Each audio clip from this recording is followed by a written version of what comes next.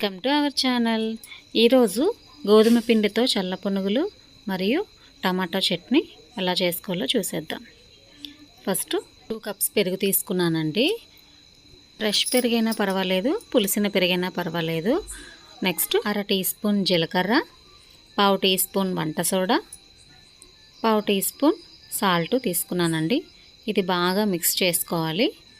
పెరుగులో మొత్తం ఇది కలిసిపోయినంతగా మిక్స్ చేసుకోవాలి. మిక్స్ చేసుకున్న తర్వాత 4 కప్స్ గోధుమ పిండిని తీసుకున్నానండి. మీరు 1 కప్పు పెరుగు తీసుకుంటే 2 కప్పులు గోధుమ పిండిని తీసుకోవాలి.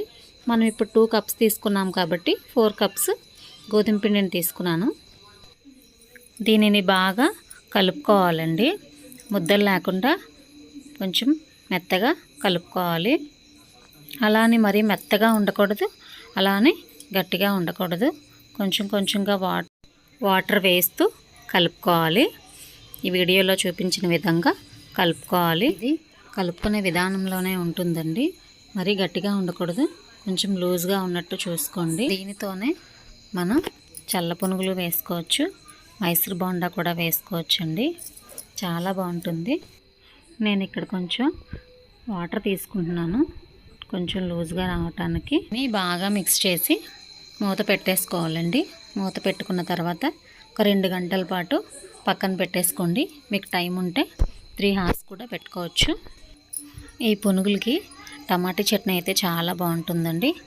ఈలోపు మనం టమాటా చట్నీ ఎలా చేసుకోవాలో చూసేద్దాం.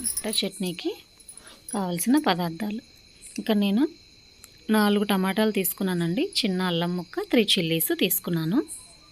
నెక్స్ట్ ప్యాన్ పెట్టి ఆయిల్ వేసి చిటికెడు జీలకర్ర, కొంచెం మినపప్పు, తర్వాత నేను కట్ చేసుకున్న టమాటాసు, చిల్లీసు, అల్లం ముక్కలు వేసి బాగా ఫ్రై చేసుకోవాలండి.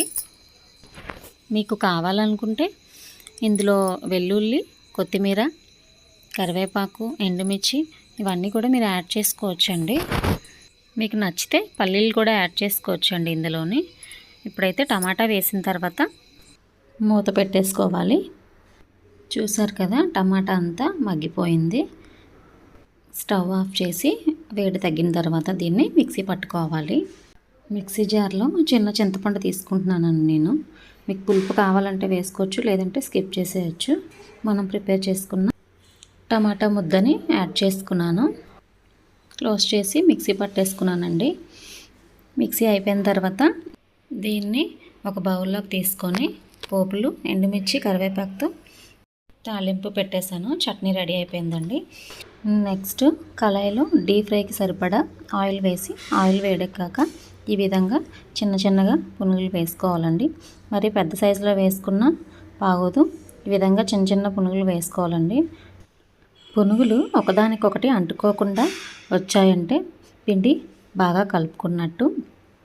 పునుగు పొంగకపోయినా మీకు కావాలనుకుంటే కొంచెం వంట సోడా కలుపుకోవచ్చు.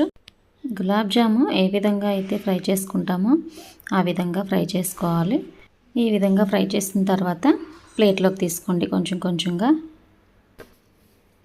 అలాగే మిగతా పునుగులన్నీ వేసేసుకోవాలి. ఇంతేనండి చల్ల పునుగులు. చాలా ఈజీ అండి, సింపుల్ కూడా, టేస్ట్ కూడా మీకు అంతే బాగుంటుంది. మీరు ఒకసారి ట్రై చేసి ఎలా వచ్చిందో నాకు కామెంట్ సెక్షన్లో